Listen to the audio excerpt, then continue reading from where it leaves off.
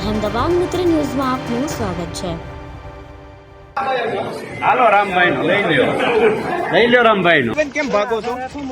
કેમ કોઈ પ્રશ્નના જવાબ નથી આપતા? નહીં બેન, રાજકોટ શહેરમાં ગત 25 મે 2024ના રોજ થયેલા અગ્નિકાંડ બાદ આજે શહેર ભાજપના નેતાઓ મૃતકોને શ્રદ્ધાંજલિ આપવાના કાર્યક્રમને લઈને પ્રેસ કોન્ફરન્સ યોજાઈ હતી। આ પ્રેસ કોન્ફરન્સમાં જ રાજકોટ ભાજપનો અસલી ચહેરો સામે આવ્યો હતો। લગભગ કલાક સુધી ભાજપના નેતાઓ અને મીડિયા વચ્ચે ફિલ્મી ડ્રામા ચાલ્યો હતો। મીડિયાએ સવાલોનો એક બાદ એક મારો ચલાવતા શહેર ભાજપ ઊભી પૂંછડીએ ભાગ્યું હતું। તેમાં પણ મેયર નયનાબેન પેઠડિયાએ શહેર ભાજપ કાર્યાલય બહાર નીકળ્યા અને મીડિયાએ ઘેરીને સવાલ કર્યા હતા। સવાલો સાંભળીને મેયર એક્ટિવા પાછળ બેસીને ભાગી છૂટ્યા હતા।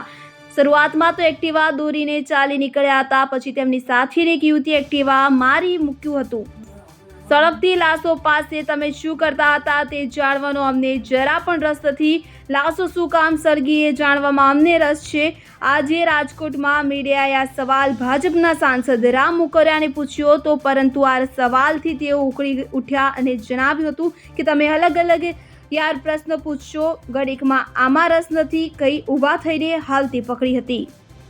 વાત સાચી વાત છે, આટલા બધા દોષિતો છે, આટલી બધી મોટી ઘટના બની, એમાં તંત્ર જવાબદાર છે। એમાં થોડુંક એક પદાધિકારી તરીકે તમારે નિવેદન તો આપવું જોઈએ। કરી લ્યો રામભાઈ, તમારે વાત કરી લો ભાઈ। રામભાઈ બાજુ રામભાઈ બાજુ કરો।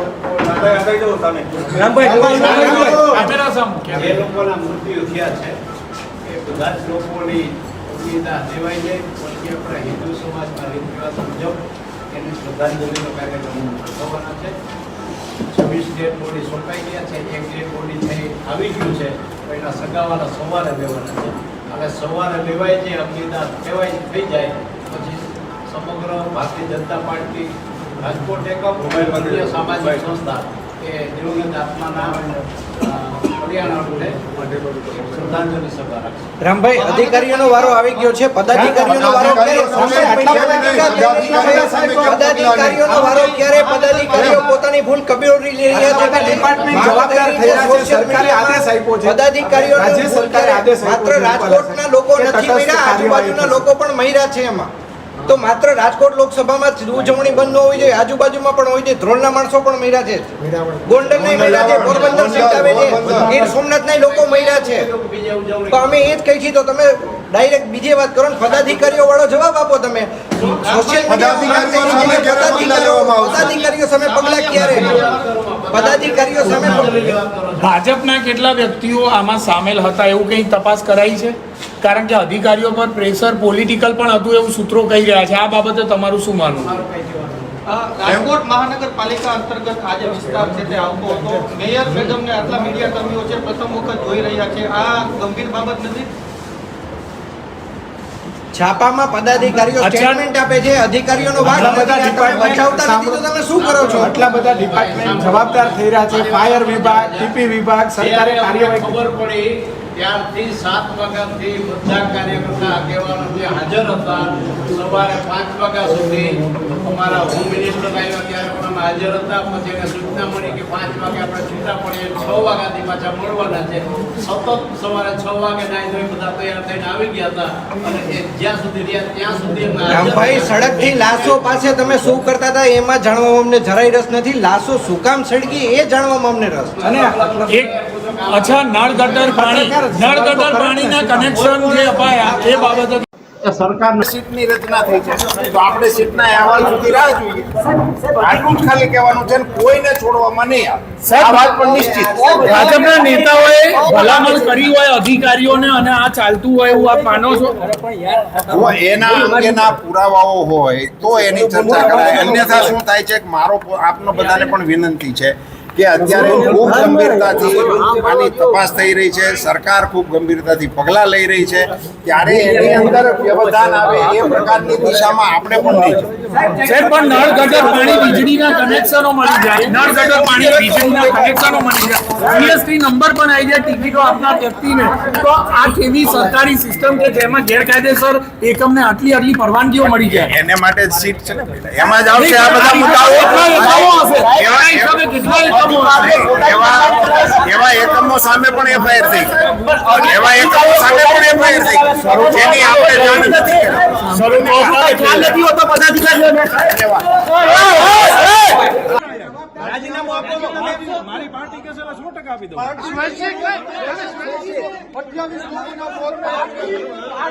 પાર્ટી મહત્વની છે તમારા માટે કે 28 પરિવાર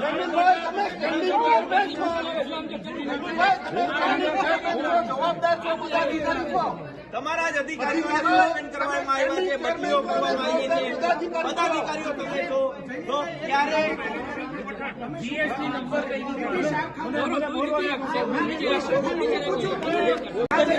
મને બોલવા દો. હા, બોલો.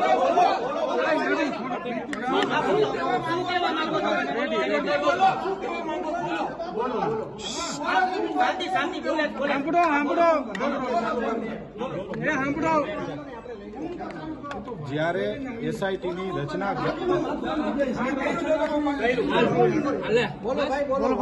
જ્યારે એસઆઈટીની રચના રાજ્ય સરકારે કરી છે, એસઆઈટીની રચનામાં જે કંઈ પણ આવશે એ આપણને સૌને મંજૂર હોવું જોઈએ.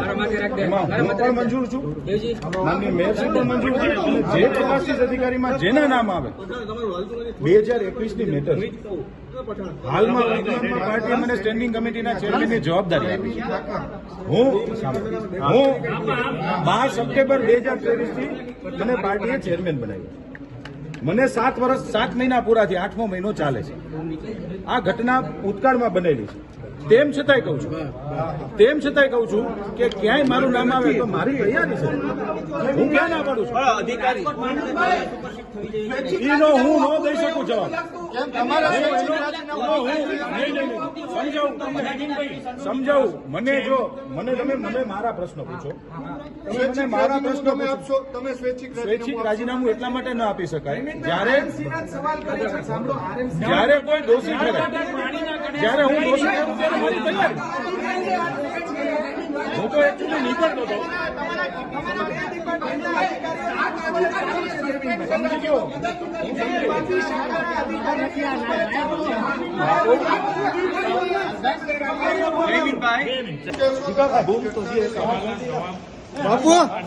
પત્રકારોથી ભાગવાનો સમય. નૈનાબેન, તમે મેયર છો રાજકોટના. પત્રકારના સવાલનો જવાબ ના આપવા પાછળનું કારણ શું? કેમ મૌન? ત્યારે પણ ચૂપ હતા, અત્યારે પણ ચૂપ છો બેન. શા માટે ચૂપ છો? કોઈ પ્રેશર છે તમને? બેન, વાસ્તવમાં નૈનાબેન કેમ ભાગો છો? કેમ કોઈ પ્રશ્નના જવાબ નથી આપતા? નૈનાબેન બેન, કોર્પોરેશનમાં છો તમે, મેયર છો, રાજકોટના પ્રથમ નાગરિક છો. રાજકોટની જનતા આગની અંદર હોવાની છે, દુઃખ નથી? વ્યવસ્થિત થઈ જાય એમ.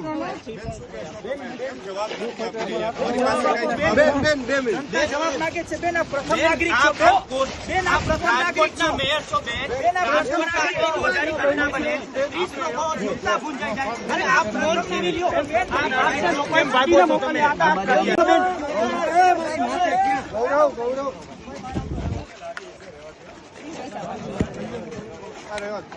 અહેમદાબાદ મિત્ર ન્યૂઝની યુટ્યુબ ચેનલને સબસ્ક્રાઇબ કરો અને બેલ આઇકોન જરૂરથી દબાવો, જેથી દરેક મહત્ત્વના વિડીયોની નોટિફિકેશન તમને મળતી રહે.